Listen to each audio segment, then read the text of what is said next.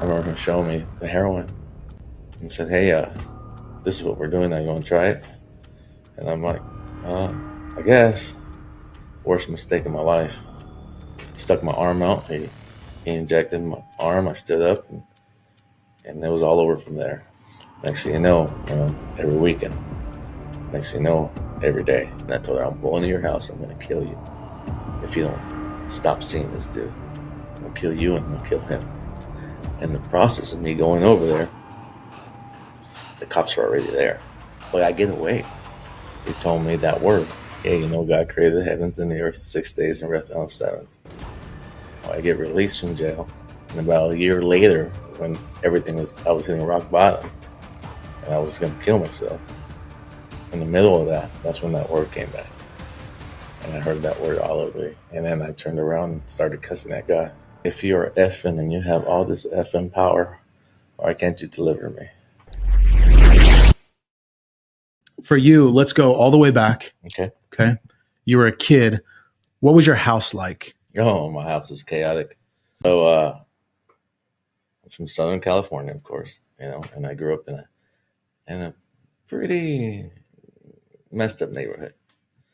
And then my dad, there was alcohol, an alcoholic. So my household was chaotic. I was the youngest out of three. It was my older brother that was 11 years older than me, and then my sister was 10 years older than me, and then me. Yeah. So the one who was the father figure in the house was my older brother. He was 11 years older than me, so he would jump in and take the beatings.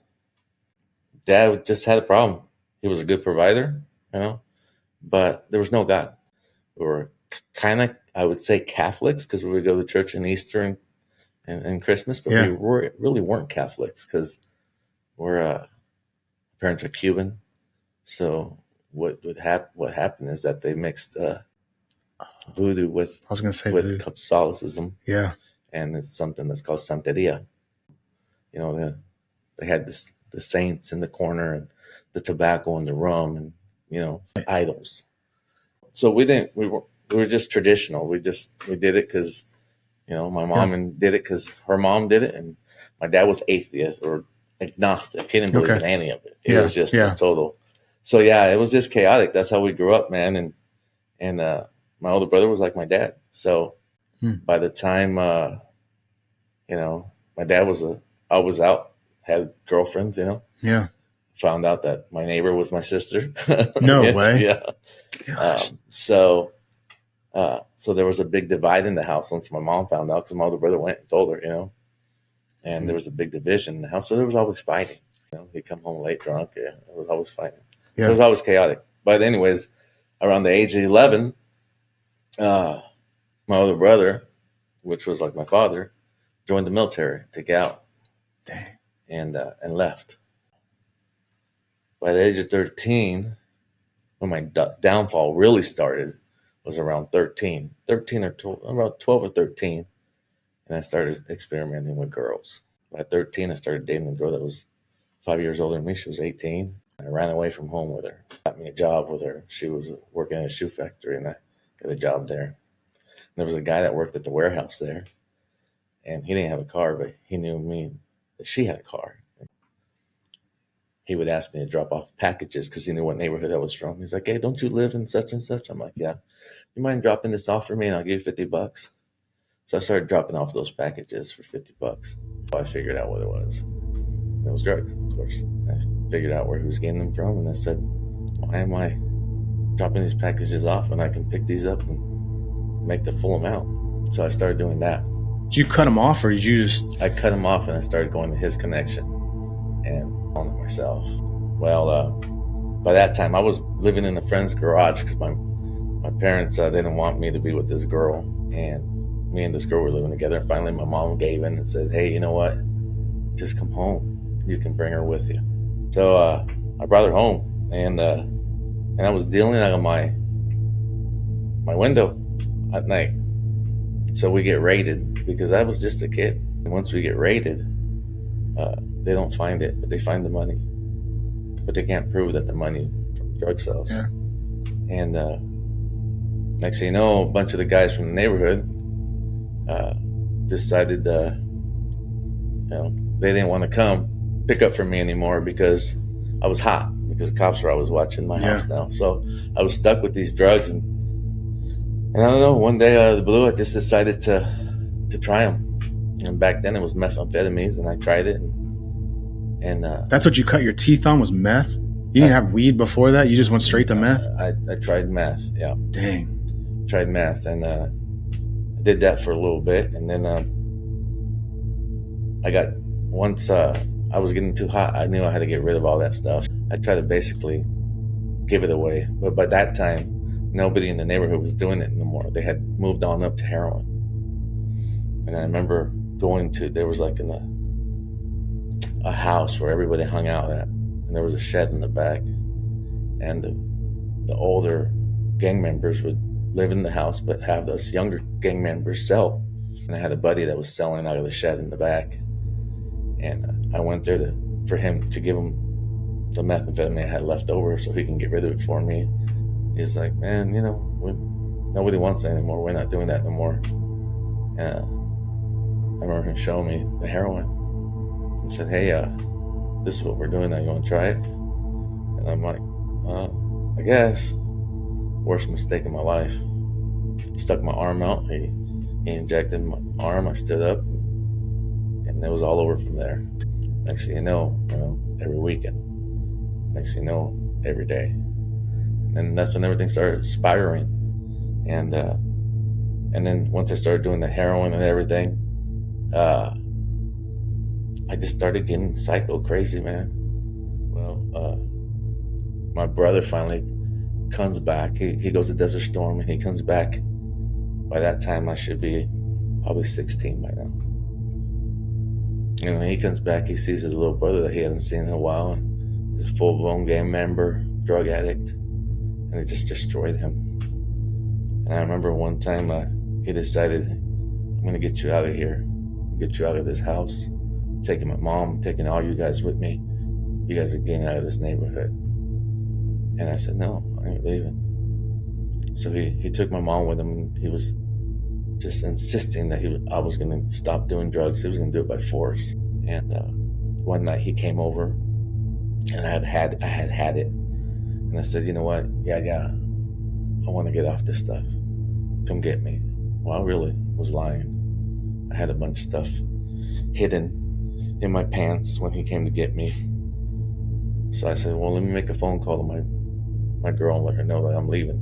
I'm leaving the neighborhood, that not to come looking for me here. And in the middle of that phone call, I was telling him where I was going to be. He got upset. He took the phone from me and hung it up, and we started getting in a fist fight. And in the middle of that fist fight,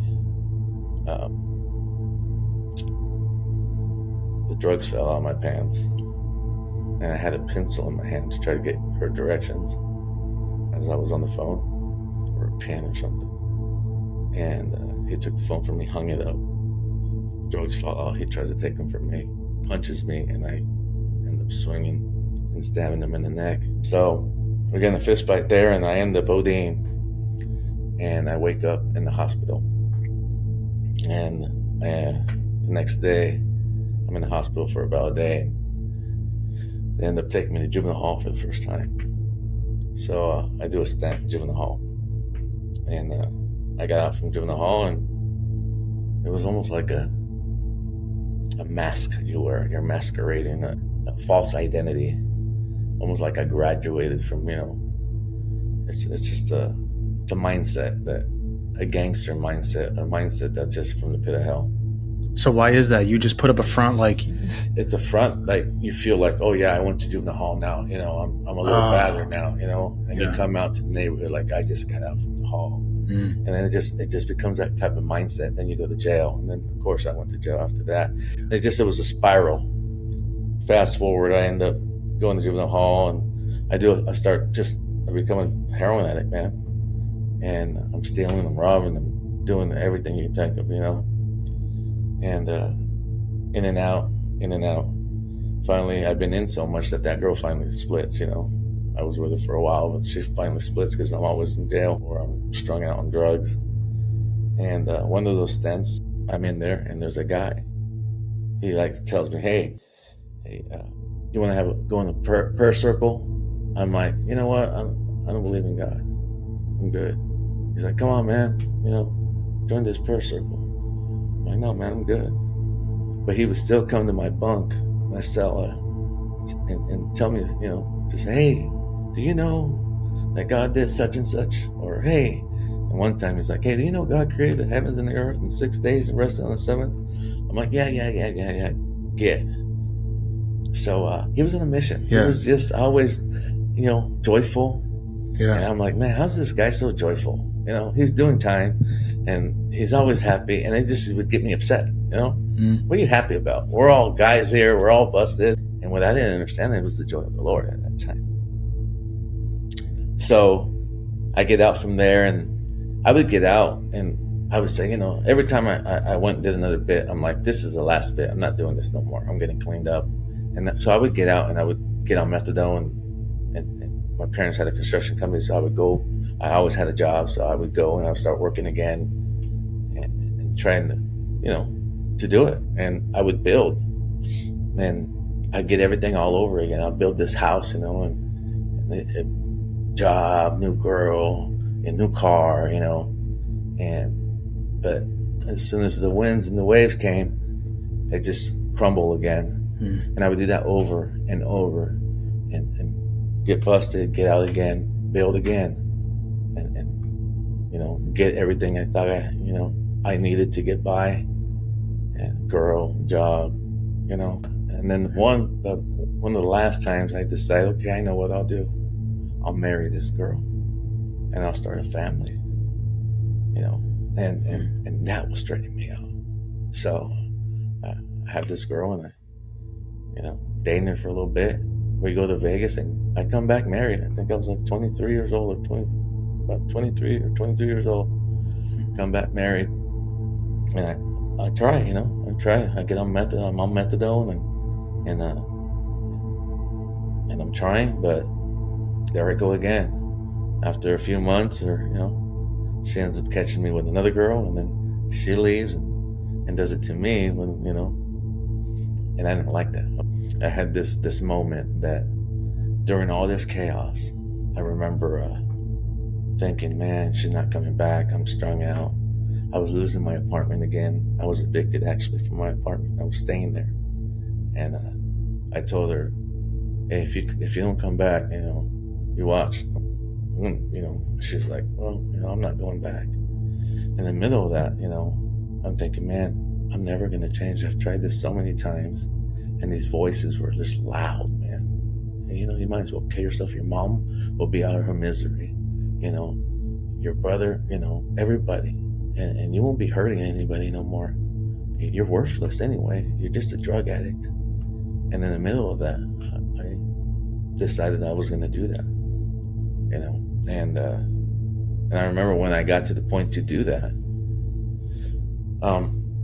I went to kill myself, and it was so chaotic, so much voices. You just do it. Just kill yourself. You're no good. You're a loser. I remembered that at that moment, those words from that guy came into my head. God created the heavens and the earth in 6 days and rested in the seventh. And I got so upset. Everything in me just, what? And I turned to God, and I basically, if you have all this FM power, and you say you're this God, then why am I so lost in these drugs? Why can't you take this away if you have all this power to create this in 6 days and rest on the seventh? Where are you at? And at that moment, I'm not going to tell you it was an angel, but there was a peace that showed up, because the actual chaos, the actual just voices of taking my life stopped. Yeah. And I knew there was something different. And I broke like a baby. Just tears of brokenness. It was a real surreal moment for me. And I remember getting up and just didn't know where to go, didn't know what to do. But I wasn't delivered yet. I still was struggling. And I decided I was going to keep using. I kept using, and I kept arguing with my wife at the time, and I came up with this all of a sudden I came up with this idea, uh, so I go back to the Catholic Church, and I went to mass and stuff, and I'm like, well, it just felt like routine. I didn't get anything, and a couple Mormons came to the house. There were girls. A couple girls came with them. I thought they were cute. I'm like, man, I'm separated. So I went with them to church once, and it wasn't it. And I was confused. I remember screaming, going home, and I'm like, okay, I know you showed up. I know I felt that peace. I know, but where do I go? I don't know where to go. So many different religions. Where do I go? Can you show me where to go? Because I have no clue. And my mom had taken me in by this time, and one day we're grocery shopping, and I don't know what came over me, but we're driving by this little church, and I tell my mom, "Hey, Mom, would you go with me there?" So, it was a Saturday. Tomorrow, she's like, "Yeah, I'll go with you." I didn't know the name I didn't know anything about it. I just walked into the next day. My mom reminded me, "Hey, you getting dressed for church?" I'm like, "Nah, I changed my mind." She said, "No, you're coming." So we end up walking in this little church. And as we walk in this little church, she sits me in the middle of a row, and people sat next to us, So I couldn't really get up and leave unless people stood up so I can walk out. But everything in me wanted to leave. I was so uneasy. I needed out of there. And the preacher started preaching, and man, it was like he knew my life. He was talking about heroin as a kid. It was just so personal that I turned to my mom and said, "You called that preacher and you told him about me, and I'm out of here." And she's like, "What are you talking about? I don't know who that is. I've never called him. Sit down." I'm like, "No way. You already called him, because there's no way he could be talking about me like that." She's like, "I don't know him. Sit down. So we can leave as soon as service is over." I'm like, "Okay, whatever." So I sit down and I start looking around the congregation, and I pick out two guys. I'm like, everybody here, they're not going to know where I come from. They're not going to know. And I picked out two guys, just dressed real nice. And man, service is over. I bolt to the lobby. As I bolt to the lobby, those two guys I had picked out stopped me in the lobby. And what they start doing is they start sharing their testimonies with me. They start telling me, "Hey, man, we were addicted to methamphetamines, and the other guy was addicted to heroin, and you would have never thought, because the way I was judging them by the way they were dressed." I'm like, "No way, these guys," But when they started sharing with me, and then they invited me to a thing called Breaking the Chains, which was like kind of like a Celebrate Recovery type deal, Yeah. And I started attending those things. But in the middle of that, I'm still using, and I'm still back and forth fighting with my wife, and she won't come back, and she's still with another guy, and I had it. So I lose it, and I decide to take her life. And then meanwhile, the church I started going to that church, and they were wanting to send me to a recovery group. And I didn't want to go because it was a year or 2 year recovery. So I kept saying, "No, I ain't going. That's too long. No, I ain't going." And they kept saying, "Hey, we'll pay for it. Just come on, we'll take you." That's too long.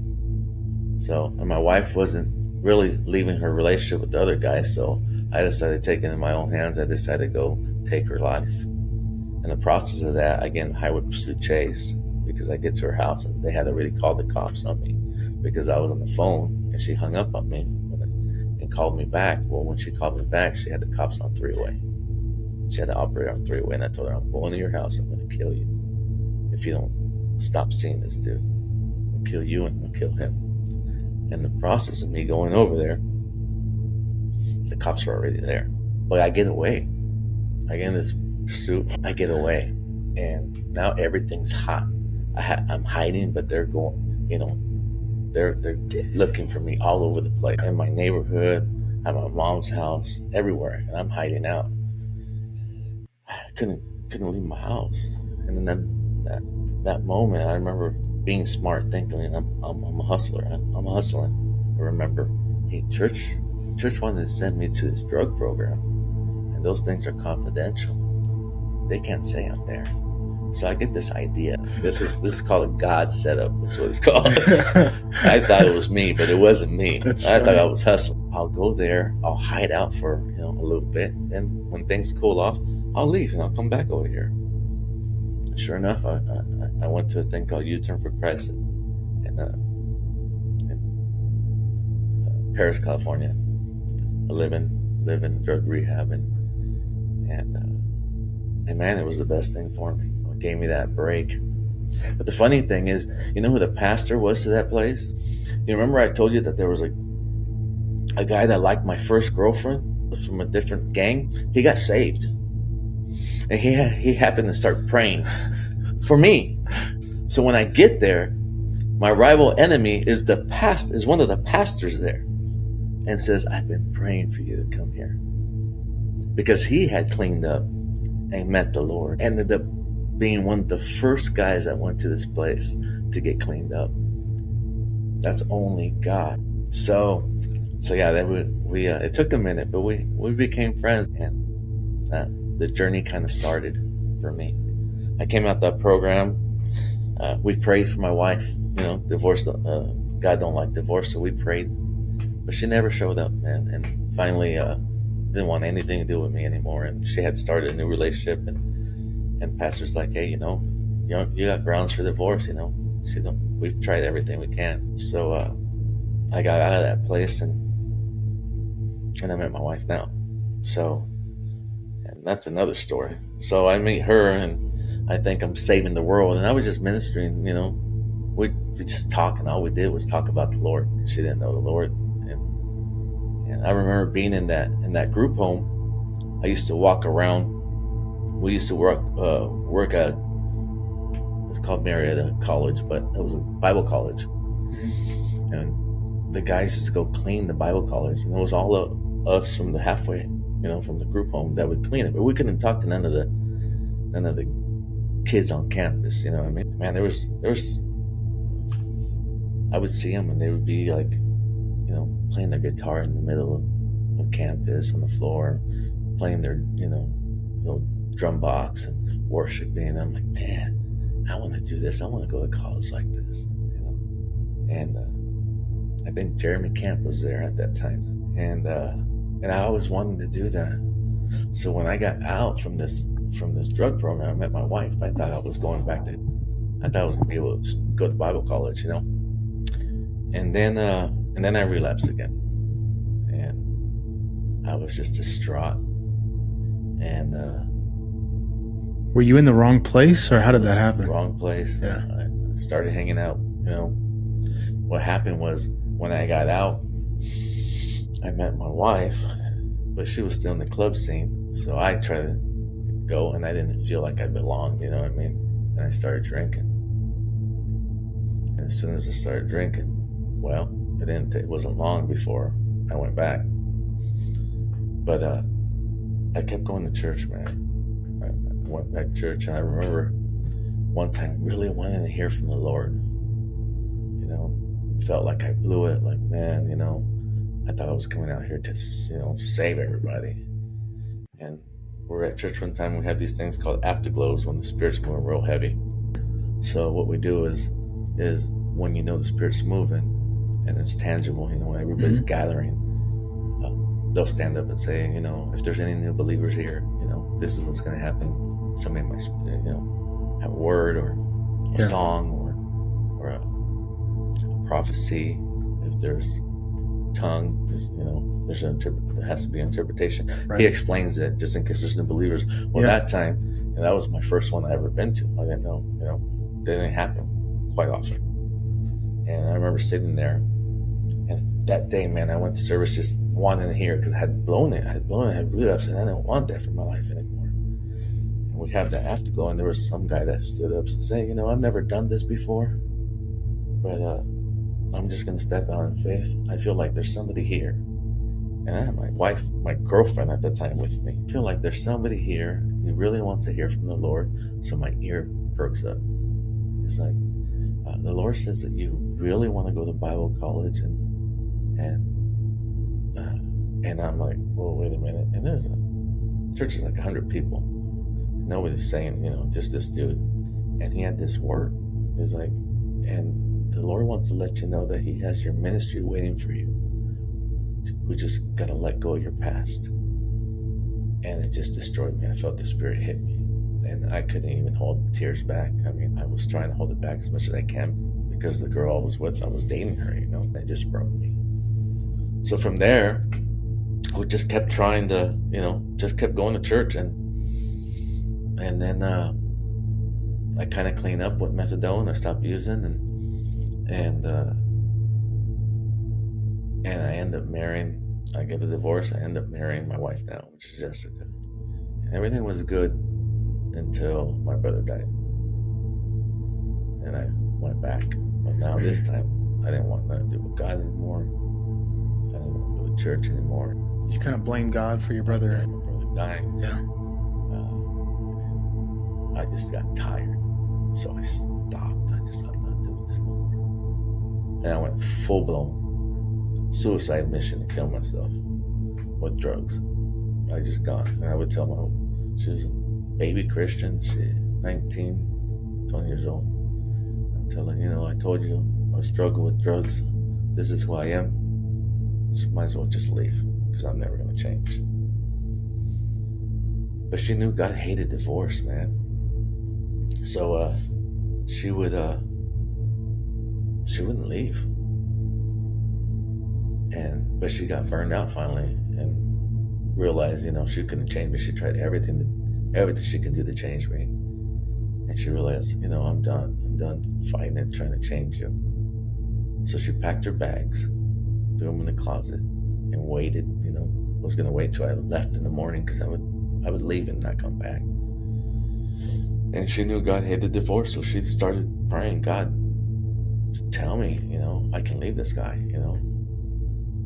and was praying that night, reading her Bible. And as she's reading her Bible, she falls asleep with her Bible on her chest. And she was looking for, God to give her a word. Go ahead and leave. You're doing the right thing. Your bags are packed and they're in the closet. So she ends up falling asleep with the Bible on her chest and has a dream. And in the dream, she's walking in the bathroom and sees me doing drugs with an IV, And she says, I can't believe you're such a loser. And in the middle of that, I turn to her and tell her, you know what? Go read Job. I want to say it's 4:16, I think it is.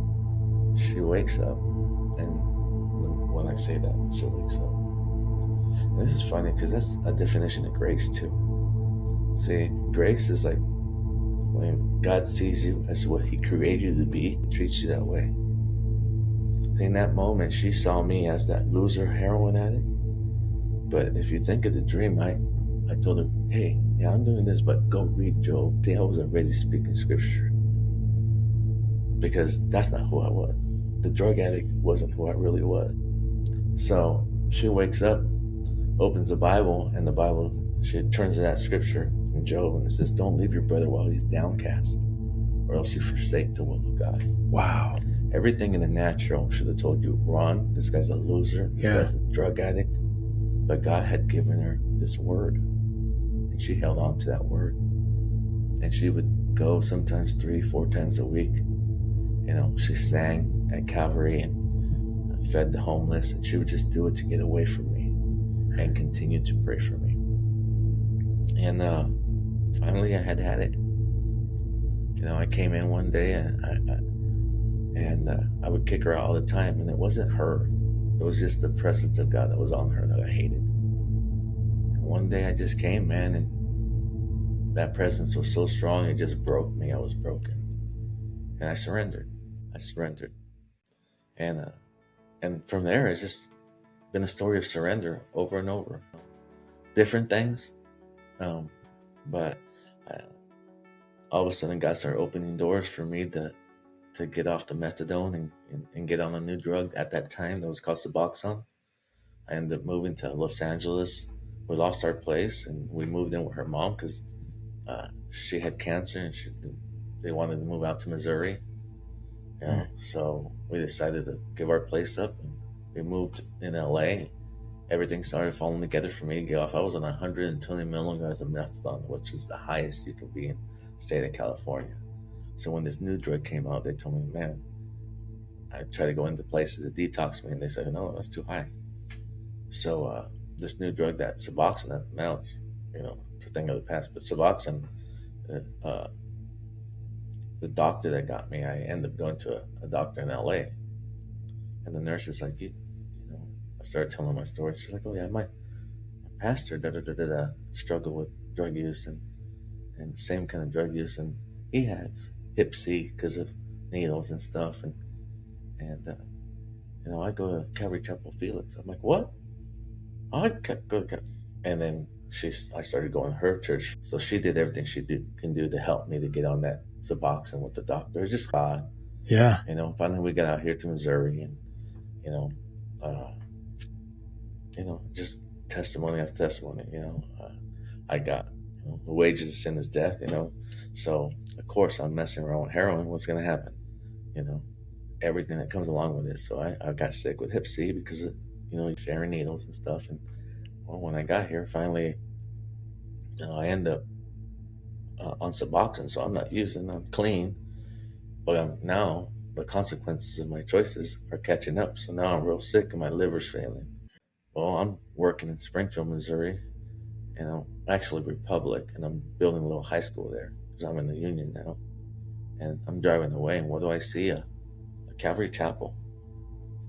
And I'm like, oh man, a church from home. So on a Wednesday, I decided, after I get off work, I'm going to go walk in there. But when I was in that Bible college, they were doing a remodel, and we would help sometimes with the remodel. They were doing the campus. They were tearing up all the tennis courts and taking that concrete and making like rock formations for the volleyball area. And they also did this. They were breaking these tiles in this little like courtyard type deal, and they were helping stick these tiles and make a dove out of tile, sign of a dove, broken pieces of tile. So when I walk into this Calvary Chapel in Republic, there's a projector up, and what's on that projector? That tile dove that I helped build when I was No way. Yeah. So I'm standing there looking at it, and I'm like, oh my gosh. And a guy stands next to me and goes, what's that? What's going on? I'm like, man, I helped build that thing. And he looked at me kind of funny. He goes, oh, really? Where's that at? And I told him, that's Marietta Bible College. I helped build it. And he's like, yeah, that's where that's at. He's like, hi, my name is Tony such and such. I'm the pastor here. How do you know where that, and we got to talking about it. Well, that's where I started hooking up with Calvary over here again. So I end up having kids, which is a whole different testimony on its own. So I quit working and I take a job in town, in Marshall, and I wasn't making ends meet. I just did it to help, the first year with the girls, and all of a sudden I decided I'm going back, to the union to make, the money higher. So I'm going back. But I was sick. I was so sick. I was so tired. I just had no energy. And it was because my liver was messed up. So I end up deciding to go back. And as I go back, the first day I go back, I end up going back to that Republic school again. And I think, oh, I wonder what happened to this pastor. I haven't heard from him in about a year. I haven't heard from him again. And sure enough, on lunch, that pastor calls me. Hey man, how you been? I haven't seen you in forever. I'm like, man, dude, that's funny. I was just thinking about you. It's been like a year. The girls have been born. I took a job in town, but I'm not doing so well, man. I'm kind of sick, man. Oh yeah, what's wrong with you? Man, I got Hep C, man, and my liver's failing. He's like, oh, bro, don't worry. I had that too from using. Cause I guess he was an ex-user himself. No way. Yeah. He's like, but I got this doctor in St. Louis, and he has a 96% rate, and I'm going to hook you up with him. I'm like, what? He's like, yeah, I got you. And I'll be praying. And sure enough, I went to St. Louis, met with this doctor. The doctor's like, yeah, we can do this. Well, you know, when God's going to do something, the enemy always comes in. Well, my insurance went with the hours I worked at work. So if the employer then put in my hours I worked, then my insurance wasn't covered. So then everything gets scheduled for me to go in and start this new medication, and then all of a sudden I find out I'm not covered. I have no insurance. And I'm on my way home from Springfield, and I'm thinking the old mentality: does this guy know I should just turn around and go in that office? In the middle of all that, I hear again another scripture: creating me a clean heart, renew a right spirit within me. And I do the same thing again that I did the last time. What do you mean? Don't you see? Yeah. This time I didn't use language like I did the first time, but this time I'm still mad. Don't you see that this guy has been ripping me off and I'm sick? But in the moment I realized, you know what, God, just renew a right spirit within me. I turned the worship music on all the way and I just started praying. And I said, you know what, this is more than enough. If this is as far as you want me to go, then this is as far as you want me to go. But you delivered me from drugs. This is more than I asked for. I went home, and everybody was praying. I mean, everybody was praying for me. And 2 weeks later, I'm in Springfield working, and I get this phone call from my wife, from Jessica, and she's like, "Hey, dude, I got this letter in the mail." I'm like, yeah, and the medication was I want to say it was 800,000. I think I couldn't pay for that, so she calls me and says, "Hey, I got this letter in the mail. It's a credit card." I go, "What?" "Yeah, it says your medication, everything's paid for full. It's a letter from Johnson and Johnson." Johnson, who? What? And she's like, "Hey, dummy, baby powder, Yeah. Q-tips, Johnson Right. Johnson. They're taking care of your medication." No way. I'm like, "Get out." I said, "No, man, you're good." So I got to get on the medication, and the funny thing is, the provider. I remember getting the medication, and I read it, and it said Gilead. The bottle did. I'm like, man, Gilead. That's a word in the Bible. So I start looking up Gilead. This is wild, dude. Do you know that the Bible says that there's a healing balm in Gilead?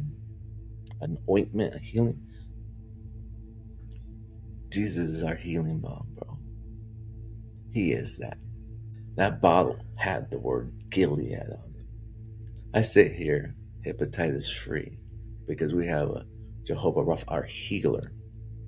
Our balm in Gilead healed me. Dude, you can't make this stuff up. You can't, because this is too wild. We serve a living God, and I can go on forever because there's just so many things He's done. I can do it with my children. That's another one that'll blow your mind. God's been so good to me. Yeah. The reason I agreed to do this is because, the testimony of Jesus is a spirit of prophecy. Okay? And this is His story. He's writing it. And what He did for me, He'll do for anybody else, man. And that's the only reason I agreed to this, bro. Because I want them to experience the same hope, the same deliverance, the same freedom I experienced. The Lord's been so good to me. Not only has He saved me, delivered me from drug addiction, removed me from a false identity of gangs, okay, but showed me my new identity, thrown me all around Missouri, sharing His story of how He's delivered me, put me into the jail system that I swore I was never going to go back to. But now I get to go back and share the good news of God. Yeah. We serve a living God. He is not dead. He is still doing these stories all over the place. I Yeah. love it when I get to hear that now my walk is not all those crazy stories like in the beginning, all these moves of God. They still happen, but not as much as they did then. These big moves of God in my life. I mean, they don't happen as much, but I get to see them still as I pray for other people in jail and all. I get excited because I see them come back with these stories, and it just lights me up. They're like, "Can you believe God and God?" I'm like, "Yep, absolutely." Yeah, there's hope. There's freedom in God, man, bro. That's amazing. Praise God, dude. So now I want you to introduce yourself. Talk about Jesus. Talk about what you're doing, like ministry wise, like what path the Lord has you on. What is God doing in you currently now in this stage in your life? So my name is Raul Ruiz. I'm 47. I have a beautiful wife and kids. What the Lord is doing now. So through all my walk, I've seen the areas where God has impacted me the most. So like the word I got in jail, God created the heavens 6 days, rest in the seventh. So what I did, and I prayed, and I didn't know, but God threw me into jail to share the word. Now, those two guys that came and at church and told me, hey, in the lobby, and gave me their testimonies. They took me to that thing called Breaking the Chains. And then there was another group that broke off of that. And it was a men's study. And these guys were just pillars in my life at that time. That men's study was called Iron Sharpens Iron. So that was such a pillar in my life. So I hold men's studies with the name Iron Sharpens Iron. My heart now is also prison ministry, doing the same thing. And then the other thing I've been praying about was a recovery home, because that was another impact in my life. God has just placed me in those areas, in those places of jail ministry, of having Bible studies, of the next step, if God opens the door, is a recovery home like that, because those were the places where I was impacted the most. Yeah. So it worked for me, it worked for somebody else. That's awesome. I love it, man. Dude, this was so good.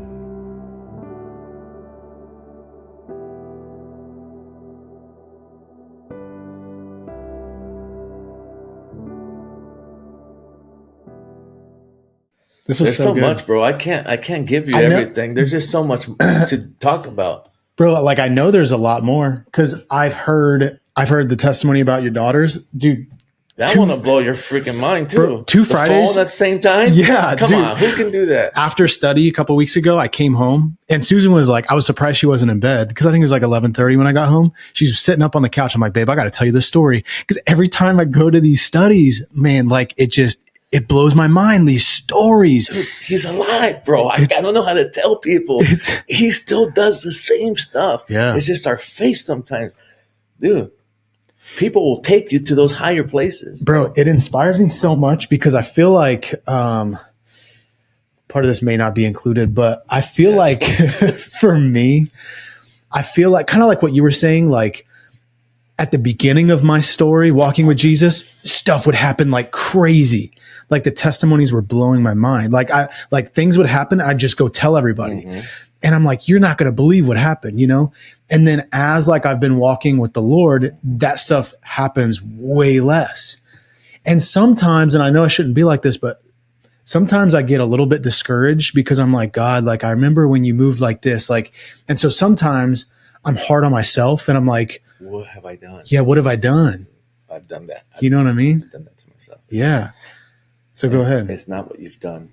So what happens, and it's so sad because this is how you see sometimes churches die out, and they stay stuck on the same testimony, Yeah. 20 years later, 30 years later, which is cool to have your same salvation testimony. But there's no new testimonies. It's not continual, Yeah. because we have these experiences, but then we don't invest them back. We don't serve. Hmm. You know, once God moves in us like that, there's people behind the scenes that got us to that place in intercession, you know, that Yeah. prayed for us. And then we're called to serve others. And as we serving others and just listening to God, you know what I mean, to and moved by the Spirit, as we start serving other people, you start praying for that person, and then you see that same story Hmm. activate him and change him, and salvation goes to him, and then deliverance goes to him, and you get just as excited as it was you, Yeah. and that keeps your fire going. That gets you like, come on, I want to see it again, That's, and yeah. then you keep going and you keep going. You know, That makes a lot of sense. that's how That's we stay true. alive, bro. Yeah. If we don't, then we'll die out. That's such good We'll wisdom. burn out. Yeah. That's true though. Yeah. Cause that shared experience, like whenever you see what the Lord did in you and it helps somebody, even if it's not like a huge significant thing, even the little things, you see that and it lights you up inside because you're like, I knew he would do it for you. I knew it It because he gets did you it for so me. excited. Yeah. That's I've had true. guys when we started the study. Yeah. I I'll have it here and stop men's studies. You know, I remember one time I'm gonna start this back up. Yeah. You know, we started back up. That Friday we all met. That Saturday I had a phone call. And hey, I haven't talked to you like for like a year or two, but yeah, I'm going through this struggle. You know, I'm separating. I'm getting divorced, man. Is there anything? I go, hey, bro, we just started this study. Mm. Why don't you come on down, Yeah. bro? I get to pray and I get to see my prayers become real. I get to pray for this guy and I get to see the God that, you know, deliver and save his marriage and restore his marriage. And dude, you Wow. can't. Yeah. If you're not seeing these things, Yeah. you'll Yeah. burn out. But when you get to pray for somebody and see your prayers come to pass and see Mm. these people get restored and see, you know, bro, Yeah. now the guy doesn't even come to study no more. Now he has his own study going. No way. Yep. So this is way before me, before I started coming. You might have met him. Really? That's so cool. Yep. Dang. Marriage together, family together, serving God, deacon in his church, and Wow. holding Bible studies. Dude, I love it. I love it. That's how we stay alive, dude. There's no other way. Yeah.